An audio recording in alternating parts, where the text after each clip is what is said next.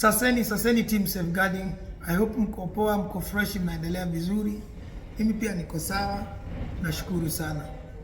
Niko swimming leo, nimeleta watoto wangu swimming kidogo, nikaona nikuje niongeleshana na nyinyi kidogo. Juzi nimeenda live nikiwa kwa A&E, nilikuwa sisikii vizuri. I want to thank God because of each and every one of you, wale ambao mliweza kunifanyia maombi, mliweza kutuma some messages hapo. Nashukuru sana. I don't take it for granted.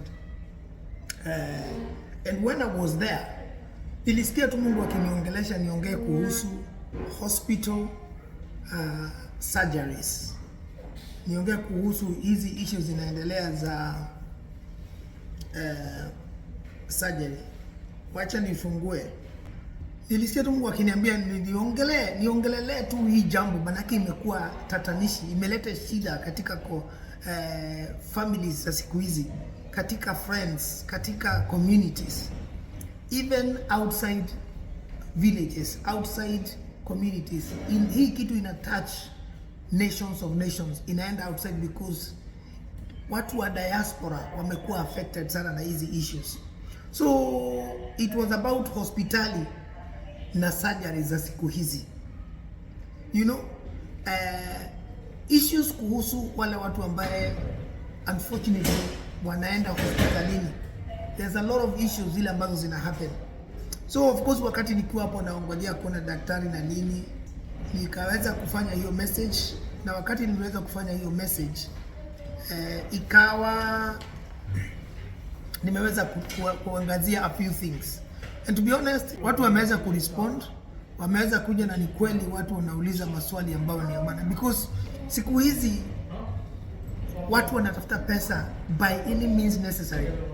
Watu hawana uchungu, watu hawasikii uoga. Unajua kuna uoga fulani ambayo inafaa kutoka ndani ya mtu, from within, without. Na wakati naongea uoga, I'm not talking about you being scared.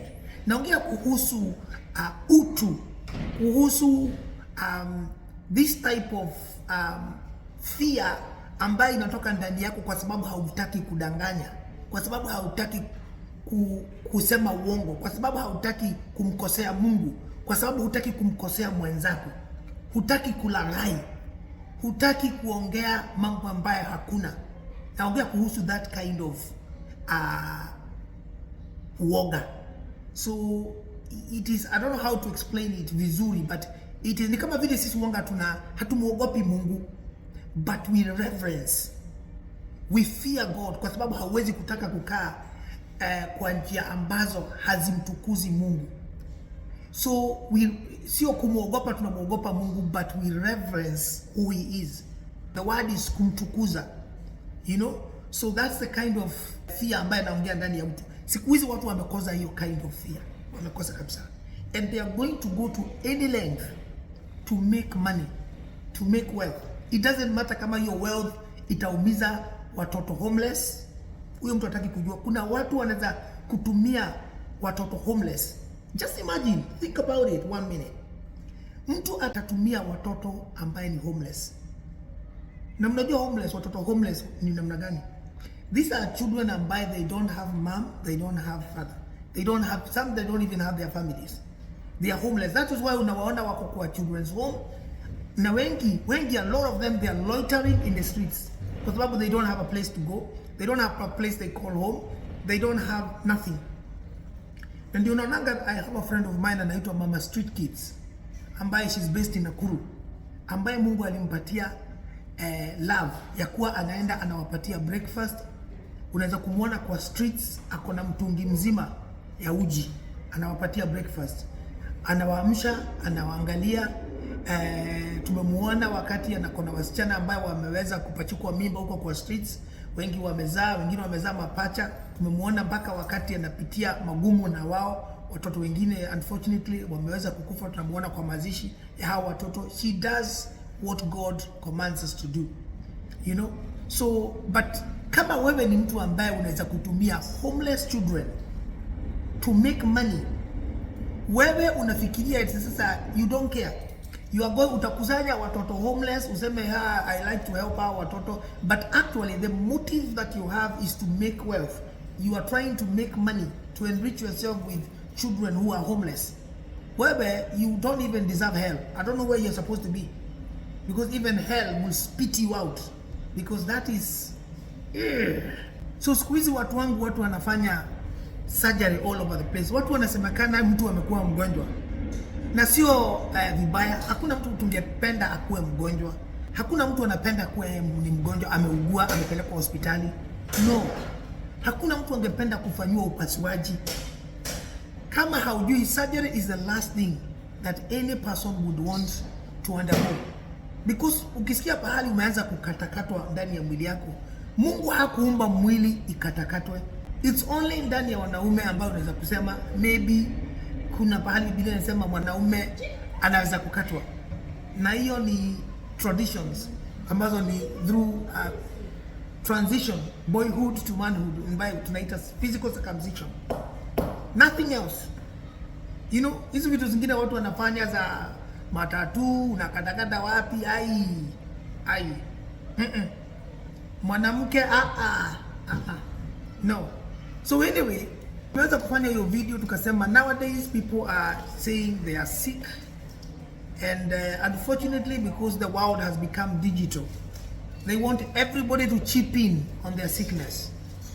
Na sio vibaya, I'm not saying this is bad. Sio vibaya kuchangiwa, sio vibaya kuomba msaada, it's okay. Kwa sababu indeed ukishaugua, nowadays treatments are very expensive, and you know, money is scarce. There is no resources. A lot of hospitals are lacking facilities, and those that have facilities are charging, because once again it's all about the money. It's all about the Benjamin. So those who have enough money, they are setting up these private expensive hospitals and clinics and all that, so that then people can go there and they can charge them a lot of money to make wealth for themselves. Humanity is gone, my people. Humanity is no longer what it used to be. So people wanapata kukusikilia huruma, they pity on you and they start asking for your account number, for your M-Pesa, for your PayPal account, all those sort of people are actually ndio wanaanza kukusema, oh, you are a good role model, you are a good person, we've seen you helping here and there. But unfortunately, and this is the saddest part of it, people do have plans and strategies of how to get money. They will do a few charitable things for a number of months, for a number of years, very good things. They will capture a few individuals, they will capture a few hundred thousands of people who are thinking they are this loving, this caring, this genuine. They love, this individual loves children, he loves family, he loves, you know, he supports the widows, he supports charity, he supports all this. But actually, if you look at the end of it, there is a target. This individual has a target, because ikishafika tu ni wakati wake, sasa watu wana flock, and this account that are set accumulate thousands and millions of dollars, of sterling pounds, of euros, of dinaries, of shillings, you know, and then that's it. They now turn all of a sudden from nothing to millionaires within a couple of weeks, months. So tumeona kwa mtandao watu wakisema, oh, nimekuwa na surgery, nimekuwa na hii ugonjwa nini, people are told this is what is happening, all that time is fine, and then nasemekana, oh, now this hii ugonjwa imeenda vibaya, so this person will need to have surgery. This surgery is going to cost all this money. So people, again, because they have fallen in love with what you do, you have showcased them that you are a person of the people, you know, you care about people, you support charity, you support widows, orphans, you support people that are in need, you support the youth. They fall in and they come massively, they support you, you accumulate all this wealth, you start, your life is just like that, transformed from nothing. You start driving nice cars, you start buying all sort of things, houses and all that. Yes, and sio vibaya mtu kupata hizi vitu, but at what expense? Hiyo ndio ulisikia nikisema kuna watu wamepoteza hiyo uoga ya kumuogopa Mungu, na wame-embrace hiyo ukweli ya kufanya kazi na shetani. Because if you see somebody boldly working kulagai watu, huyo ni mtu ambaye anafanya kazi na shetani. sio Mungu. Maana Mungu alagai watu, you know. So anyway, katika hii video tumekuwa na watu wana comment a lot. System safeguarding, tulisema hospitali na surgery za siku hizi zimekuwa tatanishi. Watu wanafanywa surgery, zinakuwa shida kuoneshana ama kuelezea healing process kwa waliochanga. So I think some of the problems inakuwa wewe unakuja unasema wewe ni mgonjwa, uko na hii issue hapa na pale, unataka watu wakuchangie. See, that's where the problem is. So kama umekuwa mgonjwa na wewe mwenyewe unajiweza, wewe mwenyewe umeenda hospitali ukafanywa surgery na all that, you don't even need to tell anybody, because you don't even need to let people know that wewe ni mgonjwa. Wewe enda fanywa surgery zako na kila kitu, nobody is going to ask you. But if you're going to involve public, and unataka uchangiwe, ufanywe pesa ya surgery, ya kwenda hospitali, ufanywe bill ya hospitali na nini, then I don't think it's bad when public demand to see and to understand your healing process. If the public starts to have concerns about what you told them and what is transpiring, then it's necessary for you uweze kujibu hayo maswala. Because wakati ukichangua ulikuwa very open, you are transparent, you are talking to people all the time, you are coming to your lives, you are saying this, you are answering questions. Lakini sasa umeshachangiwa, umeshaenda hiyo potential surgery, ama umeshaenda hiyo surgery, unasema ulikuwa unasema unaenda, and from there the story is dead. Now you don't come to update people, you don't even come to live, you don't want to answer any question that wale walikuchangia wanakuuliza. I think that is where the problem is, because kama ungejiweza haungekuja kwa mtandao kusema unataka uchangiwe. Sasa kama ulichangiwa, mbona uko na shida ya kujibu maswali? And some of the questions ukiangalia hapa sasa, zile watu wanasema, kuna mmoja hapa anasema sitasoma majina zake zote, lakini nitasema tu Hope. Anasema kwa kweli ni vyema kuoneshana scars, for when you are asking for their help you never hid it from them. Unaona, wewe ulikuwa unaambia watu hii ndio ile shida niko naye, naenda kufanywa hii upasuaji, nitakuwa hivi na hivi na hivi na hivi. Unasahau ya kwamba you are not the first person kufanywa hii upasuaji. Unasahau ya kwamba people have been there before. People have undergone those kind of surgeries. People have done exactly what you've done, unfortunately, and they've come through. Na watu wanaelewa kama ni upasuaji fulani, this is a kind of the amount of range, depending on hospitali gani unaenda, they understand.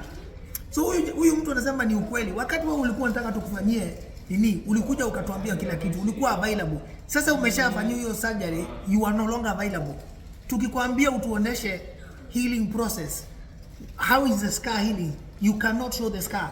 Hey, hapa ndipo shida inaanzia kuwa. So kuna mmoja hapa ambaye anaongea kuhusu watu wa diaspora, na anasema target is people in diaspora. So my brothers and sisters there, ambaye sasa wale wako diaspora, be wise, pray God to show you the real cases and fake cases, sababu others like me have tried to reach some friends but everyone's busy with one way or another. So huyu sister anasema wale watu wanakuwa targeted sana na hawa watu ambao wanaongea kuhusu nimeshikwa na hii ugonjwa, nitafanywa hii surgery, inataka cost 1 million kuna hii ugonjwa, tutapeleka huyu mtu kwa hospitali hii na hii. Wale watu wanakuwa targeted sana ni wale wako diaspora. Why? Because people in diaspora are believed to be making some very good money. I don't know what wanafikiria nyumbani ama in Africa. People in diaspora, money is very easy to find. Yes, maybe provisions za kupata kazi ziko, and therefore it's easy for you to make money easily, but it is hard work. My brothers and sisters, easy to make money in Africa than in some of these diaspora countries. The only challenge is that sometimes jobs may not be available huko Africa for you to be able to make the money. But for those that have jobs and those that have businesses, they make money easily than people who are in diaspora. Diaspora is hard. Anyway, huyu anaendelea kusema hapa, in my life I've had an operation twice. And up to date, my scars are there. Even some can be seen without being shown. And that is 21 years back. So this sister anasema ya kwamba in her own life ameweza kupitia upasuaji twice. She's done surgery 2 times. And anasema in these surgeries that happened 21 years ago. So 21 years ago, so we are looking at 2002. That is when she went or underwent the 2 surgeries. You know, at least even if it's one of the surgeries, right? So anasema the scars are still there. You can still see the scars. You don't even do much. Akitoa tu kama ni pahali ni shati, you can see the scars. So that is 21 years ago. And now we have here somebody that ambaye amefanyiwa surgery in a week's time, and in 5 days they are healed. The scars are not available, and they are not even going to be willing kuoneshana how the scar is progressing. You know what? Let me stand in for these patients. Kwa sababu mtu yote ambaye anaenda hospitali is a patient. So kuna kitu tunaita patient confidentiality. So you technically do not have to reveal your illnesses and what you've been treated for to public, because that is your confidentiality. Nobody is supposed to know what's happening because it is your personal information, right? In Europe, they have something they call the GDPR. It's about data protection. And I know every country has got that. You are not obliged to tell people, this is what I suffered for. This is what I went through. These are my scars. You are not obliged. But here's the thing. If you went to people and were pleading with them, were trying to tell them that this is what you need help with, you told them about the story before, and you lured them to give you their money, and you told them that you need their help, and you are crying, and they prayed for you, and they contributed for you, and they helped you to go to the hospital, they helped you to garner up the money for the surgery, then I think it's wrong when you come back and now you are trying to protect your confidentiality. What else in the first place you didn't protect it? You told the people what was going on. You told the people, this is what I'm suffering from, this is what I need this surgery, this is the amount of money that's going to cost. So people did not ask you where you were suffering from, what was happening in your life. You are the one that told them. So it's a bit ironical now that you have received the funds, the monies, you've done all these surgeries that you're saying you're going to do. Now when they ask you, the same people that helped you, fundraised for you, when they are asking you about progress, you can't say nothing. Now from there, you don't want these people to ask you any question. You don't want to answer anything. You don't even want to come to a live. You don't want to appear on videos. And when somebody is trying to ask a question, you become very angry and nasty. It's wrong. Nobody wants to see you as scars, but you asked for their help. So is it a problem for the very people that helped you to do what you are asking them to do? Is it bad for them to ask you, we want to understand your healing process, we want to understand your progress, do we still need to contribute more? These are some of the reasons as to why people want to see. But now all of a sudden you've become nasty. You now don't want to answer any question. You know, you put a fight, a really bad fight, that people are trying now to break your confidentiality. What else in the first place? You did not bother about that. This is why people are worried, and now they are seeing this as what we call a scam. Ulifanya kipindi. So because why is it that pale mbeleni huko wana shida? Mwingine anasema the mchango they need, they get it too soon, but later Biblia inasema unachopanda utavuna. That's the truth. So whatsoever a man soweth, so shall they reap. So ukishapanda uongo utavuna tu. It is going to happen. Unakuta kuna hizi maswali mingi sana ambazo watu wanasema wewe panda uongo, but eventually utavuna tu. Because whatsoever a man soweth, that will they also reap. Ukipanda uchafu, utavuna uchafu. Hawezi kupanda maembe uvune malenge. It doesn't work like that. Everything will produce after its own kind. Ukivana mtama, ukipanda mtama, utavuna mtama. Hawezi kupanda viazi uvune maembe. It doesn't work like that. Cabbage will reproduce after its own kind, and it will produce cabbage. So wewe ukidanganya watu na useme iko hivi na hivi na hivi, siku hizi watu wamekuwa wamekosa, sijui ni nini niseme, sijui ni nidhamu, wamekataa kumuogopa Mungu. Mtu unapanga njama, unakaa chini wewe na bibi yako, wewe na watoto wako, wewe na familia yenu, hata wewe mwenyewe unakaa chini unapanga vizuri. Na kweli wewe ni uko sawa, kitu yako inafaa kuwa timamu. Unakaa chini unapanga uongo vile utadanganya watu wa Mungu. Na unapanga vizuri, una plan, unafanya nini kila kitu, na unakuja na una execute. And you think you are smart. You think wewe kwa sababu unafanya kazi na shetani eti utashinda. I'm telling you, the devil was thrown out of heaven when he tried to exalt himself just kidogo tu, wakati aliona how the angelic beings were going round the throne of God, bowing and humbling themselves and saying Hosanna, Hosanna, Hosanna, worshiping 24/7. And because he was in charge of praise and worship, Lucifer was then, he thought, why don't these people do this to me instead of God? And when that thought entered into his being, he was cast out of heaven and thrown out. And he is now the devil. So watu wanasema hapa, usifikirie eti wewe ni mjanja sana. Endelea tu kufanya hizo tabia chafu unafanya. Watu are watching from all over the place. Mwingine hapa anasema very bad playing with people's mind.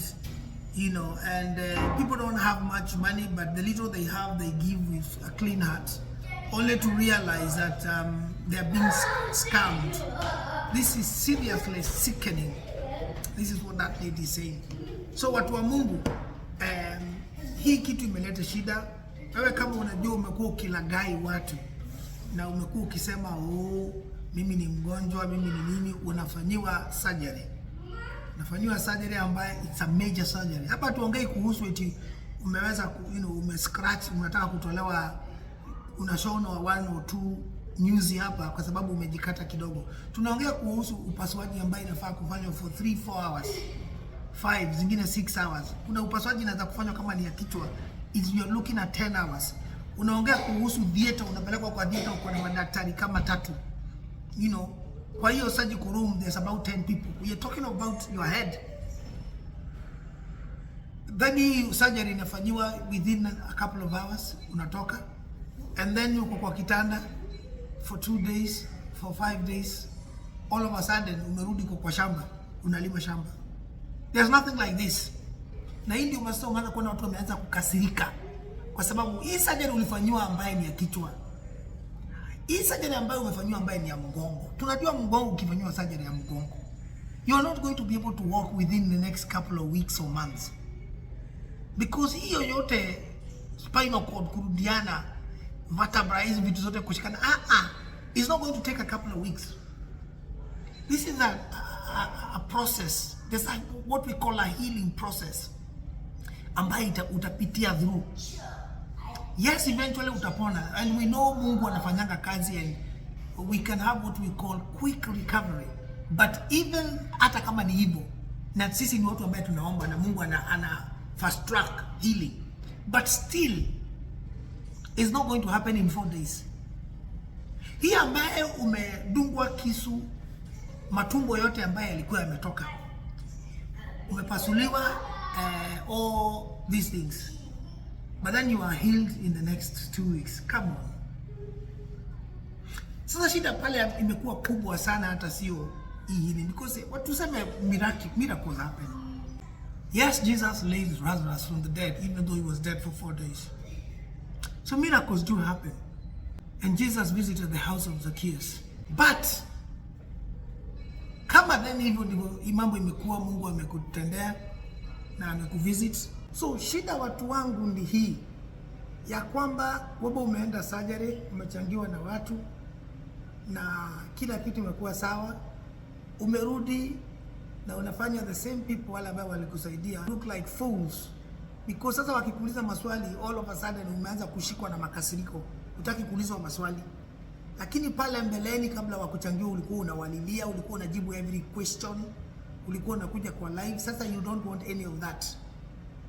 You have achieved your target, therefore you don't want mtu akuulize. You want to continue kuwalagai. So watu wanasema hey, huyu mtu where are the scars? Si utuoneshe kama hiyo scar tuone. Jana tulisema katika hiyo video tulikuwa live, there is some expectations zile ambazo pia public wanaweza kuwa nazo ambazo they are not realistic. Tuseme kama Mungu alikusaidia, umefanywa surgery na umefanywa upasuaji, na wewe ni msichana umefanywa surgery kwa your breast. That is not a place ambayo utaanza kuja kuonesha watu scar iko hivi, matiti iko hivi. It's a private place. Kama hata wewe ni mwanaume ama mwanamke na umefanywa sehemu zingine za siri, anywhere private is a... Lakini kama umefanywa surgery hapa kwa mkono, my friend, hapa, what is the problem you showing watu? Guys, angalia, this is how the healing is happening. Unaona sasa imekuwa vizuri. Hizi ni news zile ambazo ziliwekwa hapo 7. Certainly kwa kichwa, kama wewe sio Mokorino, kama wewe sio Simu, kama wewe sio Muislamu wala ambaye wanavaa baka ama nini, wewe mbeleni unaachilia nywele yako, unaachilia nini, so una problem. So mbwana sasa unaanza kuogopa kuonesha watu. Si utoe tu kama watu wanataka kuona scar, waambie watu waendelee kukuombea. But also you can look at this from a positive side. If the healing is not happening as expected, then these people are actually also seeing. Na wanaweza kusema hey, ndugu yangu Jeff, mimi am a doctor, the way I'm seeing that healing is not happening. Hiyo healing inafaa kuwa saizi ni 2 months, inafaa kuwa imekuwa hivi na hivi na hivi. Na kama as a physician ama as a doctor, I think you need to go back and get checked. Unaona, so you can get advice again from there because of what is happening. So sio tu just for the sake of watu waone scar, but it's also for people to continue praying for you. Also, if God forbid, if it is not healing properly, then maybe the same people can come back and say, well, kwa sababu tulishaanzia hii kazi, wacha tumalizie vizuri. Jeff, these are more, this is 200,000 shilling again. Please enda kwa check up. Some surgeries zikifanyiwa, you would need a lot of weeks of following. Some people, once they go through some certain surgery, you need what we call therapy. You need counseling. You must now be trained again. So kutakuwa na weeks of months of you continuing training to ukumbuke how things were being done. Kuna watu wengine wanafanywa surgery za miguu, hips, nini. They have to be trained to start walking again.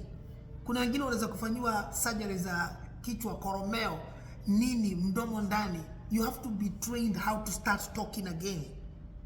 So there's all sort of surgery. So kuna reason kama umeenda ndani ya public ukafanywa mambo, then just be a nice person, don't be just a nasty person, and all of a sudden you don't want to show people the scars. The scars are not in a private place. You want to start fighting everybody because sasa ushanunua gari zako, ushanunua nyumba zako, ushanunua shamba pahali uko na maplot, uko na millions of shillings, you know, these thousands of dollars in your account that people contributed from around the world.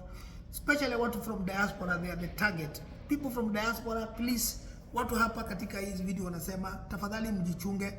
Look at what are the genuine cases that you need to help. Don't just jump. Hata mimi nishashikwa nika unfortunately ingia katika hiyo nini, kwa sababu saa zingine wewe kama mtu wa Mungu unaenda tu unasikia this person is really in need, wacha niwatumie 5,000, unatuma 5,000, unatuma 10,000, just like that. Zingine, to be honest, hata huombi, because some of these things we don't even need to pray. You just need to look and see this person is in need. Lakini unfortunately this sometimes jo unasikia ni kipindi imepangwa. This person has strategized, they have put plans in place on how they are going to come and scheme some people, and they are smart. They are working with a strategist. Shetani is a strategist. They are working with him, na yeye anapanga njia na namna ya vile atakuja na atani convince, and I part with my 10,000 Kenyan shillings na kupatia, lakini wewe ni mlagai. Wewe hakuna surgery umefanyiwa, hakuna upasuaji umefanyiwa, wewe haukuwa mgonjwa, ama ulitumia hao watoto wa homeless, ulitumia huyo mtoto ulikuwa unasema anaenda sijui Mata Hospital sijui Aga Khan, umepatiwa 2 million, unatumia 200,000, anapelekwa anafungwa baada nchi kadhaa hapo, unapigwa picha hapo kwa Aga Khan, that's it. Unasema yeye amepigwa picha kwa wheelchair hapo Kenyatta Hospital, that's it. Unaweka 2 million kwa bank. Listen watu wa Mungu, kama wewe ni mtu ambaye unafanya hizi tabia, ujue ya kwamba sisi tunaishi hapa duniani, lakini Mungu wao anaishi mbinguni. For those of you that are calling for sickness that is not there in your life, I want you to know that unfortunately, as bad as this sounds, it can happen. So mimi ningekuuliza, kama wewe umejua umelagai watu, wewe unajua ushawadanganya watu, ushawahi con watu pesa, ushawahi kuwa scammer, please come and apologize. Come and say ulidanganya watu, ulikuwa unatumiwa na shetani, whatever it is. Come and apologize, publicly apologize. The same way you came to a platform na ukasema na ukachangiwa na nini na nini. Come and apologize and God is going to forgive you. And then stop that behavior. Lakini kama unapanga kuendelea, haupangi kuomba msamaha, ni hayo tu watu wangu. So I hope you don't get conned, you don't get scammed, you don't fall into these traps. So please pray before you start parting with your money, because definitely there are a lot of people out there that unfortunately are scamming. Na watatumia njama yoyote, mbinu yoyote. They will step on homeless children, they will step on widows, they will step on somebody that is sick to get money. Yeah, I know. They will do anything to acquire this money, to acquire this wealth. It's as simple as that. So kabla hujapata na pesa yako, please pray.